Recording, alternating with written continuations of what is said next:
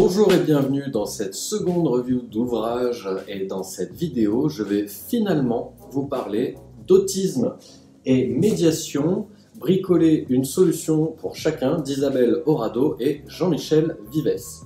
Je dis finalement car pour de très nombreuses raisons, je m'étais toujours dit que je ne parlerai pas d'autisme sur Va te faire suivre, mais là, je vais faire une entorse au règlement car ce serait dommage de ne pas dire à quel point ce travail m'a redonné confiance et espoir sur l'accompagnement des personnes avec autisme.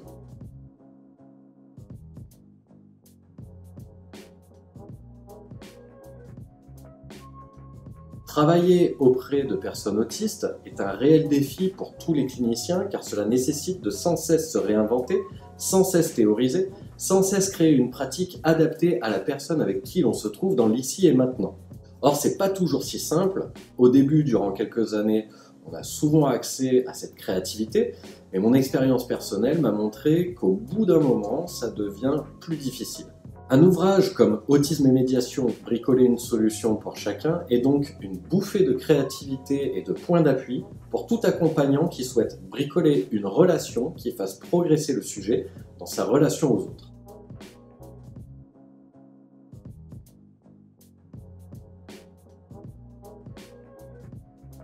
Bricoler, c'est faire avec ce qu'on a, c'est-à-dire aussi bien avec ce qu'on a soi que ce qu'a l'autre. Et ça demande de la méthodologie. Un des objectifs étant de parler la langue de l'autre pour qu'il advienne en tant que sujet et non plus seulement en tant que personne.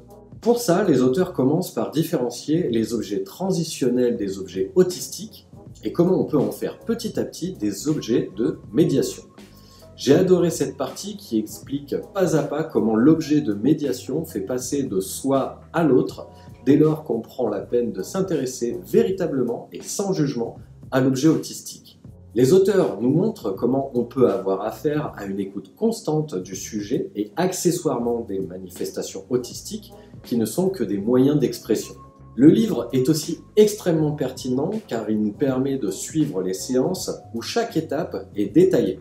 Nous passons de l'observation à l'analyse, puis l'interprétation, la relation aux théories préexistantes ou à une théorisation actualisée, pour finir par la mise en relation et les conséquences qui s'opèrent chez le sujet.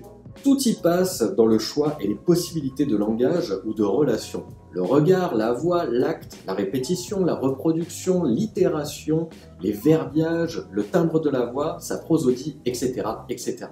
Il y a toujours une ficelle à tirer en termes de relation et de communication.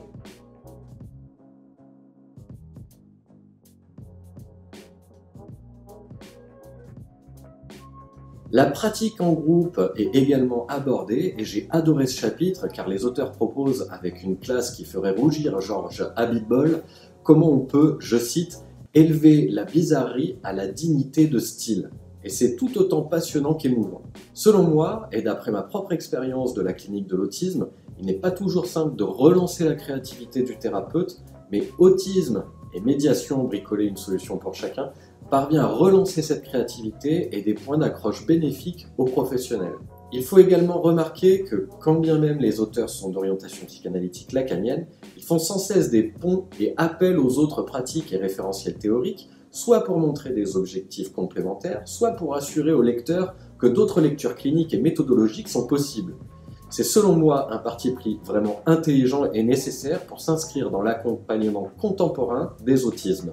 Ainsi, je ne vois pas comment on pourrait remettre en cause les apports défendus, quelle que soit notre position subjective et ou professionnelle. Puisqu'il faut bien faire preuve d'objectivité et donc souligner le point qui m'a quelque peu posé problème, je vais simplement signaler que même si Isabelle Horado et Jean-Michel Vives font de leur mieux pour vulgariser certains concepts lacaniens notamment, il faut parfois bien s'accrocher pour passer d'un concept à l'autre, exercice pourtant nécessaire pour comprendre les tenants et les aboutissants de certains apports. Hormis cette petite réserve, je vous conseille sincèrement la lecture de cet ouvrage dont vous trouverez le lien en description sous la vidéo. N'hésitez pas à partager cette vidéo à une personne pour qui ce sera utile d'avoir ce livre comme lecture et à très bientôt pour une prochaine vidéo. Tu découvriras que beaucoup de vérités auxquelles nous tenons dépendent avant tout de notre propre point de vue.